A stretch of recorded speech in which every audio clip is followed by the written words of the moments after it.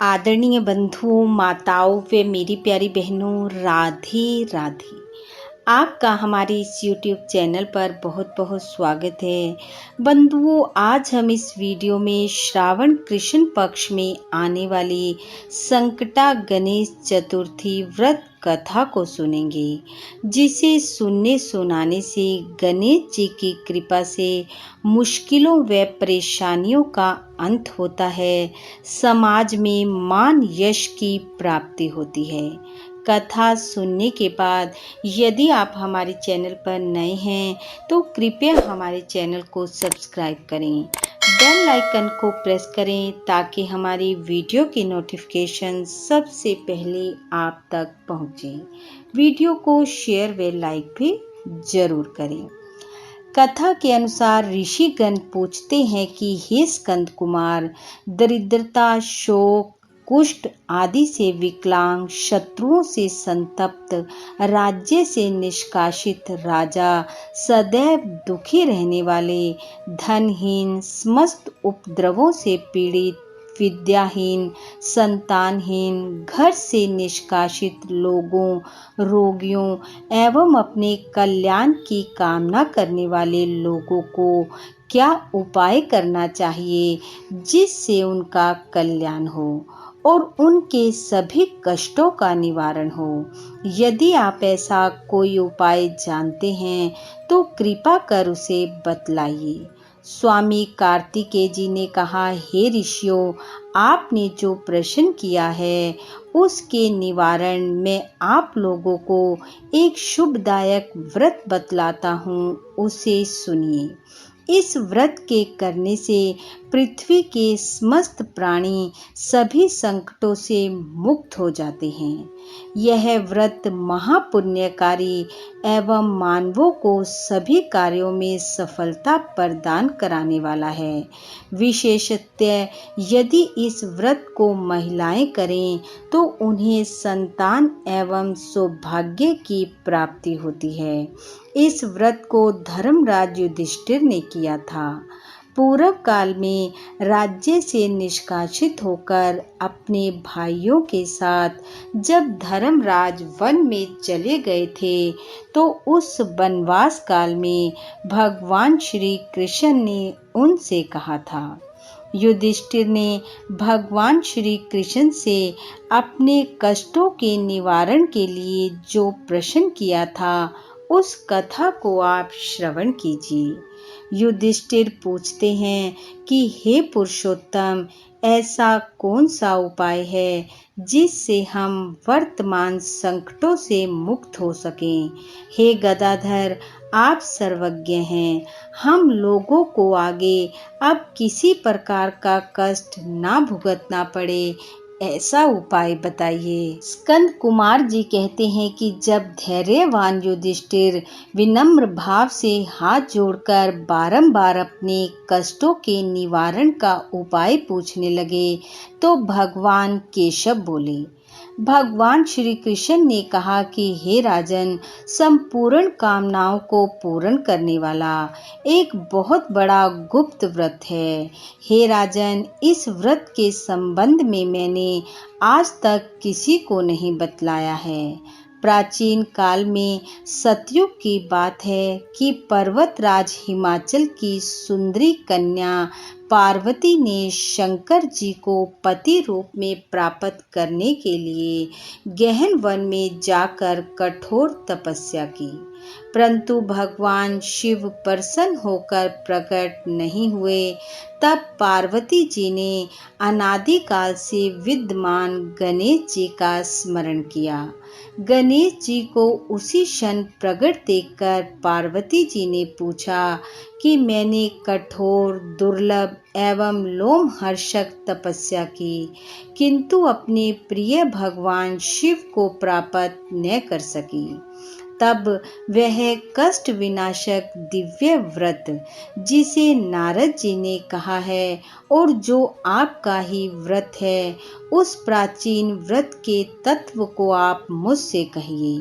पार्वती जी की बात सुनकर सिद्धिदाता गणेश जी उस कष्टनाशक शुभदायक व्रत का प्रेम से वर्णन करने लगे।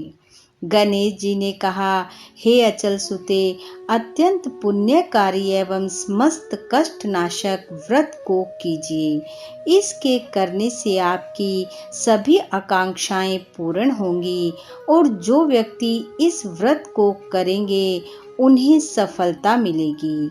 हे हिमाचल पुत्री, श्रावण के कृष्ण चतुर्थी की रात्रि में चंद्रोदय होने पर पूजन करना चाहिए। उस दिन प्रातः कृत्य से निपटकर मन में संकल्प करें कि जब तक चंद्रोदय नहीं होगा मैं निराहार रहूंगी। पहले गणेश पूजन करके तभी भोजन ग्रहण करूंगी। मन में ऐसा निश्चय करना चाहिए। इसके बाद सफेद तिल के जल से स्नान करें। अपना नित्य कर्म करने के बाद हे सुंदर व्रत वाली मेरा पूजन करें। यदि सामर्थ्य हो तो प्रति मास स्वर्ण की मूर्ति का पूजन करें। अभाव में चांदी, अष्ट धातु अथवा मिट्टी की मूर्ति की ही पूजा करें। अपनी शक्ति के अनुसार सोने, चांदी, तांबे अथवा मिट्टी के कलश में जल भरकर उस पर गणेश जी की प्रतिमा स्थापित करें। मूर्ति कलश पर वस्त्र बिछाकर अष्टदल कमल की आकृति बनावें और उसी पर मूर्ति की स्थापना करें। तत्पश्चात षोडोपचार विधि से भक्ति पूर्वक पूजन करें। मूर्ति का ध्यान करते हुए निम्न प्रकार से प्रार्थना करें। हे लंबोदर, चार भुजा वाले, तीन नेत्र वाले, लाल रंग वाले, हे नील वर्ण वाले, शोभा के भंडार, प्रसन्न मुख वाले गणेश जी, मैं आपका ध्यान करता हूँ। हे गजानन, मैं आपका आवाहन करता हूँ। हे विघ्नराज, मैं आपको प्रणाम करता हूँ। यह आसन है।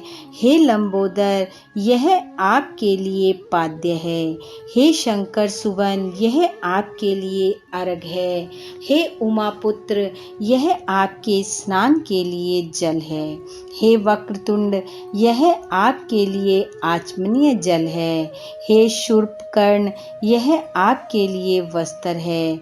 हे कुब्ज, यह आपके लिए यज्ञोपवीत है।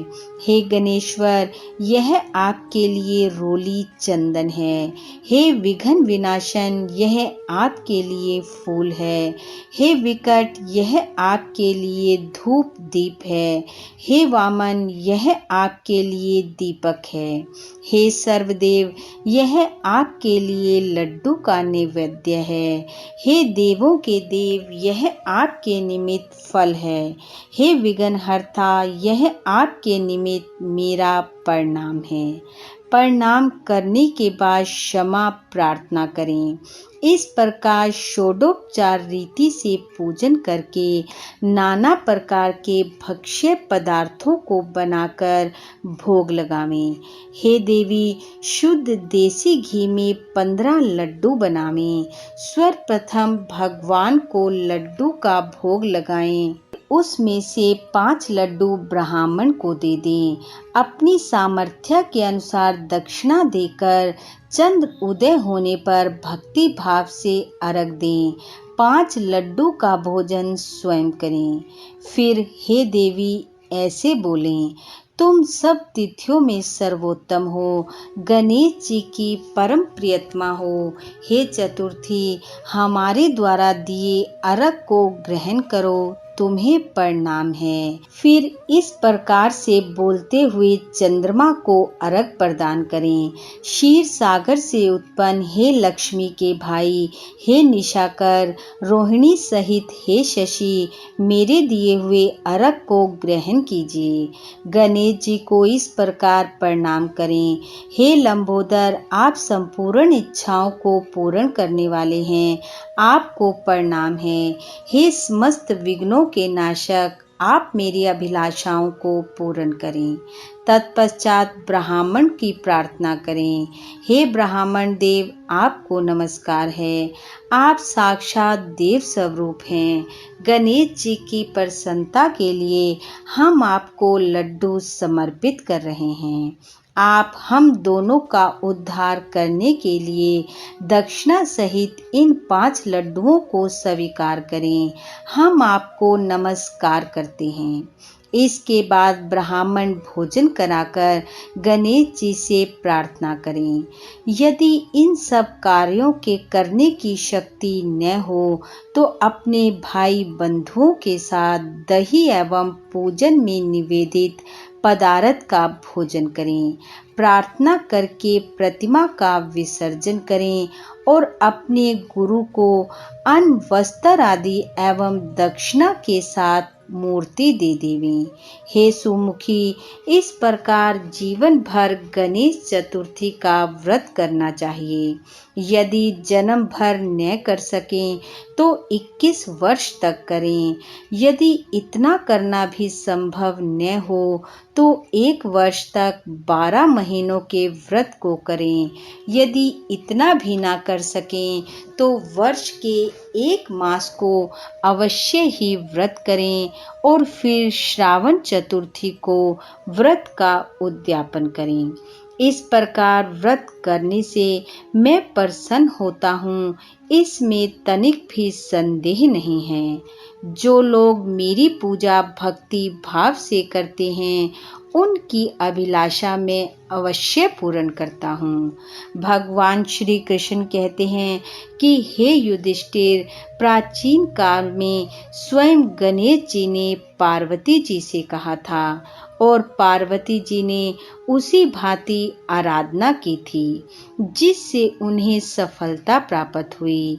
इसी व्रत के करने से पतिव्रता पार्वती का विवाह भगवान शिव से हुआ, जिनके साथ आज तक पार्वती जी गणेश जी की कृपा से विहार किया करती हैं। अतः हे महाराज युधिष्ठिर, आप भी इस संकट नाशन व्रत को करें। यह संकटा नाम की चतुर्थी बड़ी शुभकारी है। स्कंद कुमार जी कहते हैं कि भगवान श्री कृष्ण के मुख से इस प्रकार संकट नाशक चतुर्थी व्रत सुनकर हे महर्षि, पूर्व काल में राज्य प्राप्ति की कामना से युधिष्ठिर ने इस व्रत को किया और इस व्रत के प्रभाव से उन्होंने संपूर्ण शत्रुओं का विनाश करके राज्य प्राप्त किया। इस व्रत के करने से चारों पदार्थ धर्म अर्थ काम एवं मोक्ष सुलभ होते हैं। मनुष्य की आकांक्षाएं पूर्ण होती हैं और बड़े बड़े शासकों पदाधिकारियों तक को अपने वश में कर लेते हैं। मनुष्यों पर किसी प्रकार का संकट आने पर इस व्रत को करने से वह मनुष्य संकट मुक्त हो जाता है। सीता जी के अन्वेषण में पवन कुमार हनुमान जी ने इस व्रत को किया था। पूर्व काल में राजा बलि से संकटग्रस्त होने पर रावण ने भी इस व्रत को किया था। गौतम पत्नी अहिल्या ने पति द्वारा शापग्रस्त होकर पति वियोग के कारण इस व्रत को किया था। इस व्रत के करने से विद्यार्थी को विद्या, धन की इच्छा वाले को धन की प्राप्ति होती है, संतान की इच्छा करने वाले को संतान प्राप्ति, रोगग्रस्त को व्याधि मुक्ति होती है और गणेश जी की कृपा से मनुष्य के सब पाप नष्ट हो जाते हैं। बोलो गणेश जी महाराज की जय। बंधुओं, गणेश जी की कृपा आप व आपके परिवार पर सदैव बनी रहे। आपका घर आंगन खुशियों से महकता रहे। इन्हीं शुभकामनाओं के साथ आप सबका बहुत बहुत धन्यवाद। राधे राधे।